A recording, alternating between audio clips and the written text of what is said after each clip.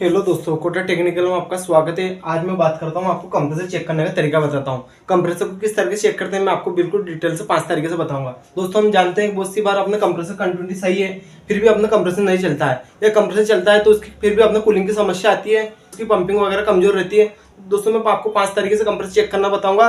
अगर 5 तरीकों को आपने बारी बार से जान लिया तो कंप्रेसर को अपना 100% सही माना जाएगा। दोस्तों, मैं आपको कंप्रेसर चेक करने का तरीका बताता हूँ। दोस्तों, वीडियो के एंड तक बने रहिए। दोस्तों, 5 तरीकों को जानना बहुत जरूरी है। पहले तरीके से जानेंगे दोस्तों, हम रेजिस्टेंस चेक करेंगे। रेजिस्टेंस चेक करना, रेजिस्टेंस चेक करना। ठीक है दोस्तों, पहले तरीके से हम रेजिस्टेंस चेक करेंगे। दोस्तों, मैं आपको बताता हूँ, हम कोई मल्टीमीटर या किलोमीटर लेंगे और तीनों पिनों को बारी बार से चेक करेंगे। तीनों पिनों को बारी बार से चेक करेंगे तो सब में कुछ ना कुछ कंटिन्यूटी बताना चाहिए।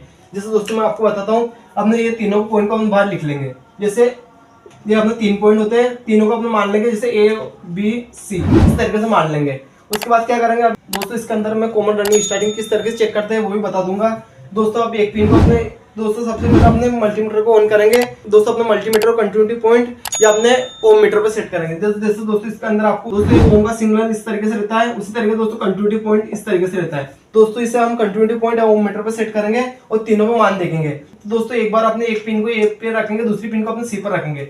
इन दोनों पर रखेंगे तो जैसा कुछ भी मान आया, जैसे अपने माना 20 आया, कितना आया दोस्तों 20 आया। उसी तरीके से दोस्तों अपने बीओसी पर रखेंगे, बीओसी पर चेक करेंगे तो कितना आएगा, जैसे बीओसी पर चेक करेंगे तो जैसे दोस्तों अपने 50 आया, कितना आया दोस्तों 50 आया। ये मान कुछ भी आ सकता है, कम ज्यादा, एक नॉर्मल तरीके से आपको बता रहा हूं मैं।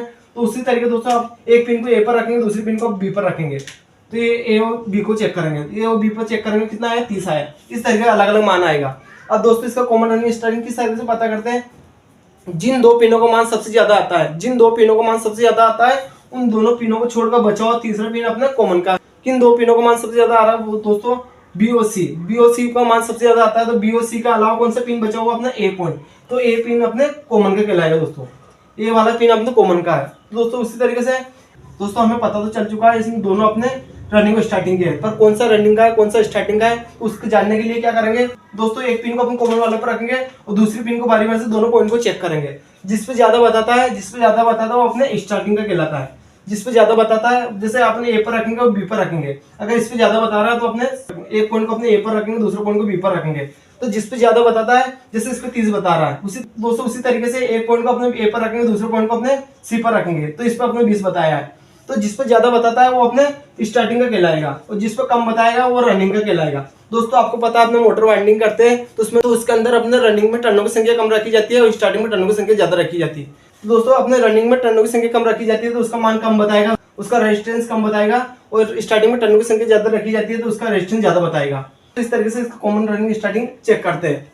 तो दोस्तों, अपने इस तरीके से बताता है तो अपने 1 नंबर की चेकिंग हो चुकी है। अब दूसरे तरीके से किस तरीके से चेक करेंगे, दूसरे तरीके में अपना बॉडी अर्थ देखेंगे। क्या देखेंगे दोस्तों, बॉडी अर्थ। ठीक है दोस्तों, अपने दूसरे तरीके में बॉडी अर्थ देखेंगे। तो बॉडी अर्थ किस तरीके से चेक करते हैं, उसी तरीके से अपने मल्टीमीटर को ओम मीटर पर या कंटिन्यूटी पॉइंट पर सेट करेंगे, एक पिन को अपने बॉडी पर रखेंगे। एक दोस्तों, एक कंप्रेसर की चेकिंग बता रहा हूँ, ये दोनों कंप्रेसर की चेकिंग है दोस्तों। चाहे दोस्तों अपने फ्रीज वाला कंप्रेसर हो, चाहे अपने एसी वाला कंप्रेसर हो, ये दोनों का चेक करने का तरीका सेम होता है। तो मैं आपको बता रहा हूँ दोस्तों, अपनी चेकिंग दूसरे तरीके से बॉडी अर्थ चेक करेंगे। क्या करेंगे, बॉडी अर्थ। बॉडी अर्थ के लिए क्या करेंगे, एक पिन को अपने बॉडी पर रखेंगे, एक पिन को अपने कंप्रेसर के बॉडी पर कहीं भी रख सकते हैं, जहां पर अपने पेंट नहीं है वहां पर अपने एक पिन को रखेंगे और दूसरी पिन से अपने तीनों पिनों को बारी बारी से चेक करेंगे। एक पिन को अपने बॉडी पर रखेंगे, दूसरी पिन को अपने तीनों पे बारी बारी से चेक करेंगे। अगर कुछ ना कुछ कंटिन्यूटी बताता है, कुछ ना कुछ मान बताता है मीटर के अंदर, तो इसे अपने बॉडी अर्थ माना जाएगा, उस स्थिति में इसे खराब माना जाएगा। अगर ये बॉडी अर्थ नहीं बताता है तो अपने इसे सही माना जाएगा, दूसरी स्टेप अपने सही है। बॉडी अर्थ नहीं बताता तो दूसरा तरीका अपना सही है। दोस्तों, कंप्रेसर को चेक करने का तीसरा तरीका बताता हूँ। तीसरे तरीके में क्या है दोस्तों, पावर सप्लाई। क्या है दोस्तों, इसे पावर सप्लाई चेक करेंगे। दोस्तों, हम देखेंगे बहुत सी बार क्या अपना वोल्टेज सही नहीं आता है, तो इसे वोल्टेज चेक करेंगे, कहीं अपने वोल्टेज कम तो नहीं है, 220 से कम या ज्यादा तो नहीं है। अगर 220 है तो अपना कंप्रेसर चलना चाहिए। अगर अपना 150 वोल्टेज आ रहा है या 250 वोल्टेज आ रहा है, दोस्तों अपना ज्यादा वोल्टेज आ रहा है या कम वोल्टेज आ रहा है, तो अपना कंप्रेसर सही काम नहीं करेगा। तो दोस्तों, तीसरे तरीके की चेकिंग में अपने इसका वोल्टेज चेक करेंगे, तो अपना घर के अंदर कितना सप्लाई आ रही है, अगर कम ज्यादा आ रही है तो उसे सही करेंगे, स्टेबलाइजर वगैरह कुछ लगाएंगे और उससे वोल्टेज सही करेंगे। वोल्टेज चेक करेंगे पहली स्थिति में, दूसरी स्थिति में क्या करेंगे दोस्तों, पहली स्थिति में तो वोल्टेज चेक करेंगे, वोल्टेज चेक करेंगे। दूसरी स्थिति में दोस्तों, दूसरी स्थिति में से कनेक्शन करेंगे, दूसरी स्थिति में कनेक्शन करेंगे, कनेक्शन। जैसे कॉमन रनिंग स्टार्टिंग में हम सप्लाई देंगे तो अगर अपना कंप्रेसर चलता है तो सही, तो अपना कनेक्शन किस तरीके से करते हैं मैं आपको बताता हूँ। ये अपना जैसे दोस्तों अपने 3 पॉइंट है, एक को बोलते हैं कॉमन, दूसरे को बोलते हैं रनिंग, तीसरे को बोलते हैं स्टार्टिंग। दोस्तों इन तीनों पे सप्लाई किस तरीके से देते हैं मैं आपको बताता हूँ। ये न्यूट्रल और फेज, न्यूट्रल की सप्लाई अपने कॉमन वाले पर देंगे, न्यूट्रल की सप्लाई कॉमन वाले पर देते हैं, और फेज की सप्लाई अपने रनिंग वाले पर देते हैं, फेज की सप्लाई रनिंग वाले पर देते हैं, और रनिंग और स्टार्टिंग में अपना कैपेसिटर लगता है।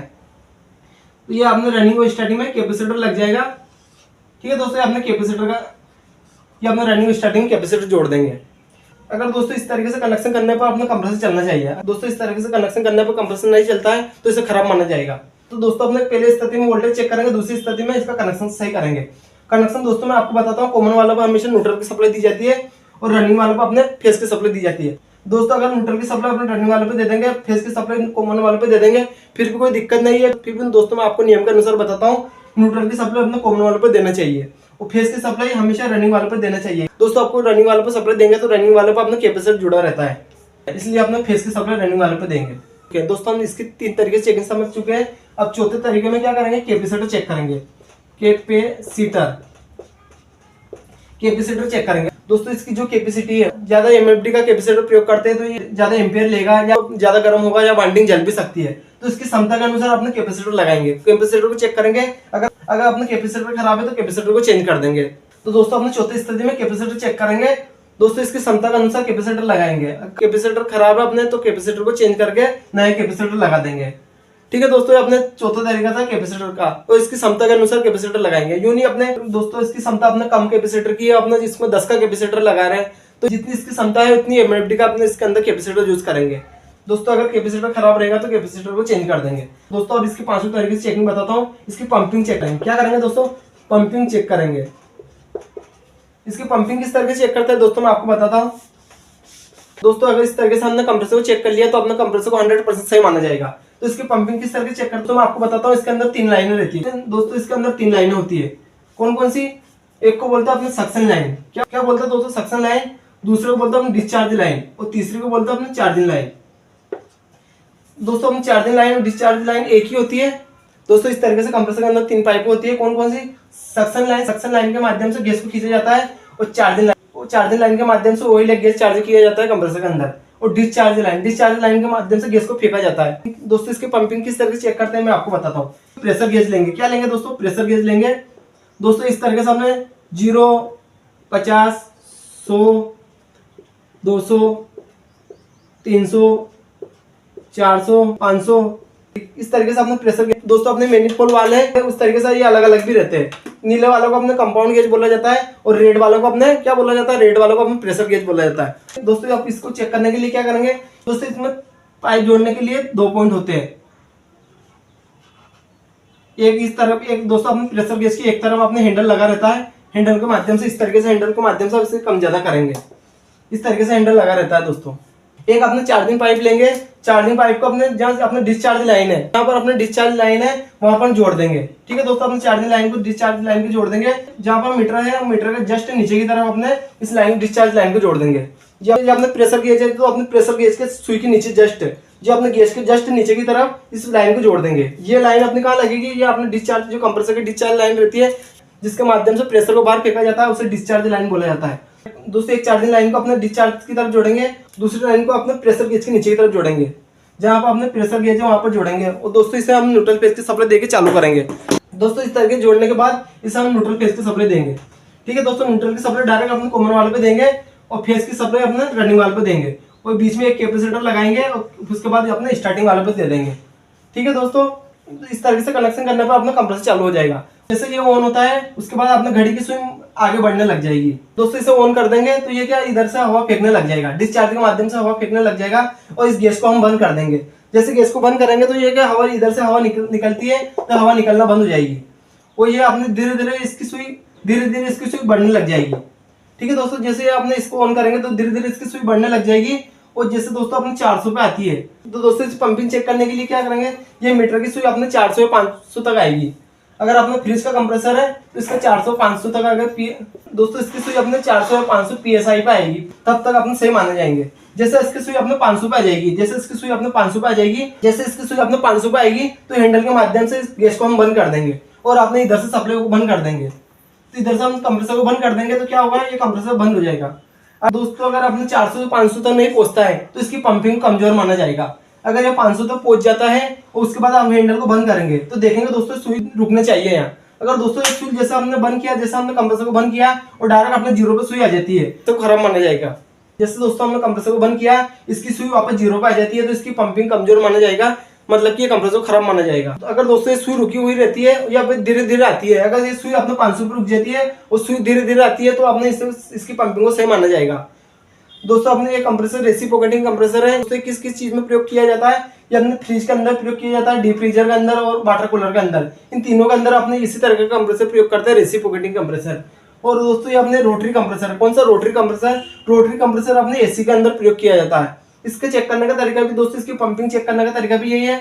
बस ये अपने 400 से 500 PSI है, इसके अंदर अपने 500 से 600 है, इसके अंदर अपने 500 से 600 आने चाहिए। दोस्तों मैं आपको बताता हूँ, ये अपने ये लाइन को, डिस्चार्ज लाइन को यहाँ से निकालकर, ये एसी की कंप्रेसर की डिस्चार्ज लाइन ये है दोस्तों। जो अपने पतली वाली लाइन रहती है उसे डिस्चार्ज लाइन बोला जाता है, जो अपनी मोटी वाली लाइन रहती है उसे अपने, जो अपनी मोटी लाइन रहती है उसे अपने सक्शन लाइन बोलते हैं। तो इससे अपने डिस्चार्ज लाइन के यहाँ से चार्जिंग पाइप को जोड़ देंगे इस गेज के अंदर। ठीक है दोस्तों, इस तरह के गेज के अंदर जोड़ देंगे। दोस्तों अपने गेज के नीचे की तरफ जोड़ना चाहिए। दोस्तों हम गेज के नीचे की तरफ जोड़ेंगे, इसे भी हम न्यूट्रल फेस की सप्लाई देके चालू कर लेंगे। दोस्तों इसे भी हम न्यूट्रल फेस की सप्लाई देंगे और इसके सुई अपने उसी तरीके से दोस्तों इसे भी चालू कर, इसे भी ऑन कर देंगे। न्यूट्रल फेस की सप्लाई देने के बाद इसे भी ऑन कर देंगे। ऑन करने के बाद क्या करेंगे, ये हैंडल को बंद कर देंगे। हैंडल को बंद करेंगे तो ये सुई अपने धीरे धीरे बढ़ने लग जाएगी। ये सुई धीरे धीरे बढ़ेगी तो ये अपने 500-600 तक आना चाहिए। अगर दोस्तों ये सुई अपने 600 तक आ जाती है और कंप्रेसर को बंद कर देंगे दोस्तों, ये 600 PSI के आने के बाद ये कंप्रेसर को बंद कर देंगे और कंप्रेसर को बंद करने के बाद देखेंगे दोस्तों ये प्रेशर धीरे धीरे कम होना चाहिए। दोस्तों अगर जैसे बंद करेंगे 10-20 सेकंड के अंदर अगर नीचे आ जाएगा, जीरो पे सुई आ जाएगी तो इसकी पंपिंग कमजोर माना जाएगा और जिससे कंप्रेसर खराब माना जाएगा। दोस्तों अगर आपने जीरो पे आने में 2-5 मिनट लगा दिए तो इस स्थिति में अपना कंप्रेसर सही माना जाएगा। दोस्तों इसकी कुल मिला के बाद ये है कि इसकी सुई डायरेक्ट अपने नीचे नहीं आना चाहिए, कुछ टाइम के बाद धीरे धीरे आना चाहिए। अगर धीरे धीरे आती है तो अपना कंप्रेसर की पंपिंग सही माना जाएगा, अगर झटके के साथ आती है तो इसकी पंपिंग खराब माना जाएगा। दोस्तों इसकी पंपिंग 2 तरीके से चेक करते हैं। एक स्थिति में तो अपने 500 PSI आना चाहिए, एक स्थिति में तो अपने 500 PSI पर काटा आना चाहिए। दूसरी स्थिति में क्या है, जीरो पर थोड़ी देर बाद आने चाहिए, जीरो पर अपने थोड़ी देर बाद आने चाहिए, मतलब कि एकदम झटके के साथ नीचे नहीं आना चाहिए सुई। अगर झटके के साथ नीचे सुई आती है तो इसकी पंपिंग को खराब माना जाएगा। दोस्तों इन 5 तरीकों को आप समझ चुके होंगे, मैं आपको एक बार समझाता हूँ। सबसे पहले अपने रेजिस्टेंस चेक करेंगे, मल्टीमीटर के द्वारा इन तीनों पिनों को बार बार चेक कर लेंगे। दूसरी स्थिति में क्या करेंगे, बॉडी अर्थ चेक करेंगे। मल्टीमीटर के एक पिन को अपने बॉडी पर रखेंगे, दूसरी पिन को अपने तीनों पिनों को बार बार चेक करेंगे। इस स्थिति में अपने मल्टीमीटर में कोई मान नहीं आना चाहिए। अगर ये मान आता है तो अपने कंप्रेसर को बॉडी अर्थ माना जाएगा, अगर मान नहीं आता है तो अपने बॉडी अर्थ नहीं माना जाएगा, उस स्थिति में कंप्रेसर को सही माना जाएगा। दोस्तों अपना तीसरा तरीका क्या है, तीसरे तरीका में सबसे पहले अपने वोल्टेज चेक करेंगे। दोस्तों सबसे पहले अपने वोल्टेज चेक करेंगे, उसके बाद अपना कनेक्शन चेक करेंगे। कनेक्शन चेक करने का तरीका दोस्तों मैंने आपको बताया था। दोस्तों कॉमन वाले पर न्यूट्रल की सप्लाई दी जाती है और रनिंग वाले पर अपने फेज की सप्लाई दी जाती है और रनिंग और स्टार्टिंग पर अपने कैपेसिटर जोड़ा जाता है। तो दोस्तों अपना कनेक्शन चेक करेंगे और चौथे तरीके में क्या करेंगे, कैपेसिटर चेक करेंगे, उसकी क्षमता के अनुसार कैपेसिटर लगाएंगे। दोस्तों चौथे तरीके में अपने कैपेसिटर चेक करेंगे। अगर कैपेसिटर खराब है तो कैपेसिटर को अपन चेंज करके नया कैपेसिटर लगा देंगे। दोस्तों अपने 5 तरीके में क्या करेंगे, उसकी पंपिंग चेक करेंगे। इस तरीके से अपने प्रेशर गेज ले लेंगे, मैनिफोल्ड गेज ले लेंगे, प्रेशर गेज ले लेंगे, मैनिफोल्ड गेज ले लेंगे। रहती है दोस्तों अपने नीचे वाली चार्जिंग पाइप रहती है, उसका कनेक्शन डायरेक्ट अपने डिस्चार्ज लाइन में जोड़ेंगे। जो चाहे अपने रोटरी कंप्रेसर हो या रेसिप्रोकेटिंग कंप्रेसर हो, जहाँ पर अपने डिस्चार्ज लाइन रहती है वहीं अपने पाइप को जोड़ेंगे और इस तरीके से इसका प्रेशर चेक करेंगे। दोस्तों इस तरह का कंप्रेसर रहता है तो उसका अपने 400-500 PSI आनी चाहिए। और अगर अपने एसी का कंप्रेसर है तो उसका 500-600 PSI आने चाहिए। तो अपने 500-600 PSI बताता है तो अपने कंप्रेसर को सही माना जाएगा, उसकी पंपिंग को सही माना जाएगा और उसे बंद करने पर डायरेक्ट अपने जीरो पर सुई नहीं आनी चाहिए। दोस्तों अपने सुई 2-5 मिनट बाद जीरो पर आना चाहिए, डायरेक्ट अपने जीरो पर नहीं आना चाहिए। अगर दोस्तों इन 5 तरीके से कंप्रेसर चेक कर लेंगे, अगर कंप्रेसर सही है तो इसे 100% सही माना जाएगा। दोस्तों मैं आशा करता हूँ आपको चेकिंग समझ में आ चुकी होगी। दोस्तों आप चैनल पर नए हैं तो चैनल को सब्सक्राइब कर लीजिए। मेरे चैनल पर house wiring, motor wiring, AC, fridge, RO, washing machine, deep freezer सभी का कोर्स बार-बार से कराऊंगा।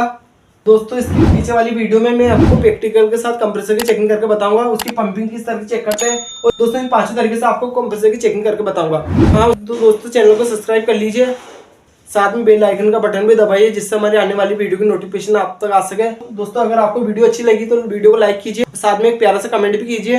तो ठीक है दोस्तों, मिलता है आगे वाली वीडियो में। वीडियो देखने के लिए बहुत बहुत धन्यवाद।